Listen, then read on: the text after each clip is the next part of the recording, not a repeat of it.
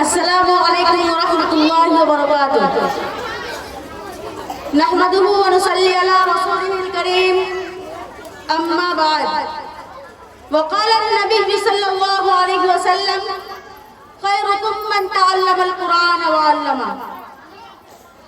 اسلام ایک پاکیزہ اور مقدس دھرم ہے جو امن و سکون اور ہمدردی کی تعلیم دیتا ہے۔ اس دین کو پھیلانے والا رہنما اور گائیڈ نبیوں کے سردار محمد صلی اللہ علیہ وسلم گئے، جن پر سب سے بابرکت خیر الکتب قرآن مجید اتاری گئی۔ قرآن وہ کتاب ہے جو تمام لوگوں کے ساتھ، چاہے ہندو ہو یا مسلم، سب کے ساتھ بھلائی کرنے کی تعلیم دیتا ہے۔ قرآن وہ کتاب ہے جو ظلم اور لڑائی جھگڑے سے روکنے کی تعلیم ہے، لیکن آج کچھ جاہل لوگوں کا کہنا ہے کہ قرآن دہشت گردی کی تعلیم دیتا ہے، قرآن ظلم و جہاد کرنے کی تعلیم دیتا ہے۔ تو میں ان لوگوں سے سوال کرنا چاہوں گی، بتاؤ اس دیش میں گاندھی جی کی ہتیا کس نے کی تھی؟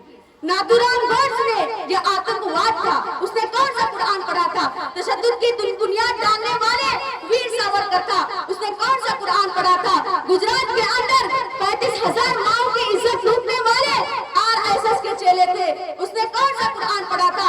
امریکہ نے 73 ملین لوگوں کو قتل کیا، اس نے کون سا قرآن پڑھا تھا؟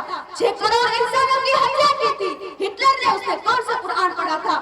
مودی اور یوگی کے پاس تو گودی میڈیا، آج تم کو جواب دینا پڑے گا۔ اگر جواب نہیں دے سکتے تو زبان کو لگام دو، ورنہ اللہ تمہاری زبان کو گونگا بنا دے گا۔ You are not able to talk with anyone in the world۔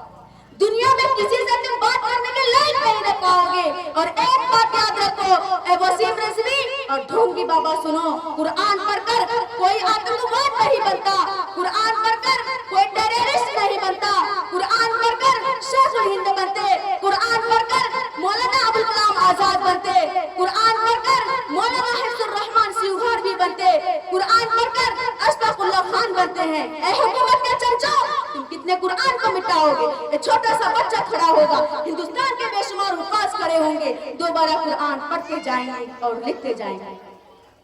Islam has come to rise۔ اسلام بلند ہونے کے لیے آیا ہے۔ دنیا کے اندر کوئی ماں نے کوئی بچہ اندر ایسا نہیں چلا جو قرآن کو مٹا سکے۔ کیا کوئی میرے سینے سے قرآن مٹا سکتا ہے؟ نہیں۔ اس لیے میری بہنوں، آپ اپنے بچوں کو حافظ قرآن بناؤ۔ اگر آپ کا بچہ حافظ قرآن بن گیا تو وہ اپنے خاندان کے ایسے 700 لوگوں کی بخشش کرائے گا جن پر جہنم کا عذاب لازم ہو چکا ہوگا۔ وہ حافظ قرآن کہے گا، اے اللہ میں حافظ قرآن تھا، یہ میرے خاندان کے لوگ ہیں، ان کو بخش دے۔ اللہ کہے گا، جا تیری وجہ سے بخش دیا۔ اب بتاؤ کہ ان حافظ قرآن اور ان کے والدین کا مرتبہ کیا ہوگا؟ ان حافظ قرآن اور ان کے والدین کے سر پر ایسے روشن تاج ہوں گے جس کی وجہ سے پورا حشر کا میدان روشن ہو جائے گا۔ اللہ کے نبی صلی اللہ علیہ وسلم نے فرمایا، قیامت کا دن ہوگا، سورج سر سے ایک بارش کی دوری پر ہوگی، زمین ٹکڑے ٹکڑے ہوں گے، آسمان پھٹ گیا ہوگا، لوگ بے چین ہوں گے۔ اس وقت اللہ حافظوں کے ماں اور باپ کو آواز دے گا اور کہے گا، حافظوں کے والدین میرے سامنے لائن میں لگ جائیں۔ آج میں اپنے ہاتھوں سے ایسا تاج بنانا چاہتا ہوں جس کی اگر ایک موتی دنیا میں چلی جائے تو وہ پوری دنیا کو روشن کر دے گی۔ میں آپ کو ایک پتے کی بات بتاتی ہوں، آسمانی جتنی بھی کتاب اتری اس کتاب کے حافظ صرف نبی ہوئے، اور تمام آسمانی کتابوں کے اندر اللہ نے ذکر کیا ایک امت ایسی آئے گی جو اپنے سینے میں قرآن لے کر گھومے گی۔ حضرت موسیٰ اور عیسیٰ علیہ السلام نے کہا، اللہ میری امت کو ایسا بنا دے۔ اللہ نے کہا نہیں، وہ میرے محبوب نبی ہوں گے اور میں نبی کے سب سے محبوب لوگ ہوں گے جو حافظ قرآن بنے گا، اور میں کل قیامت کے دن ان حافظ قرآن اپنے محبوب نبی کے ساتھ کھڑا کروں گا۔ اللہ چاہے بلند مقام ہے۔ دنیا کے اندر اگر کسی بڑے نیتاؤں کے نیتا کے ساتھ کھڑے ہوں گے تو 80 بار سیلفی لیتے ہیں اور کہتے ہیں الحمدللہ میں ان نیتاؤں کے نیتا کے ساتھ کھڑا ہوں گا تو میرا فوٹو کیسا ہوگا۔ انجینئر، ڈاکٹر، وکالت اور پروفیسر کی ڈگری حاصل کرنے والوں، کتے بلی کی تعلیم سے زندگی کی شروعات کرنے والوں، عورتوں کے مصور شیودار چہرے کے پرفارمنس والوں، پھٹے ہوئے جنس پہن کر فخر کرنے والوں، تم سمجھتے ہو کہ وقت کے ہیرو تم ہو؟ نہیں، غلط سوچ ہے۔ وقت کے ہیرو یہ حافظ قرآن اور عالم دین ہے جس کی وجہ سے تم آج ٹھنڈی سانسیں لیتے ہو۔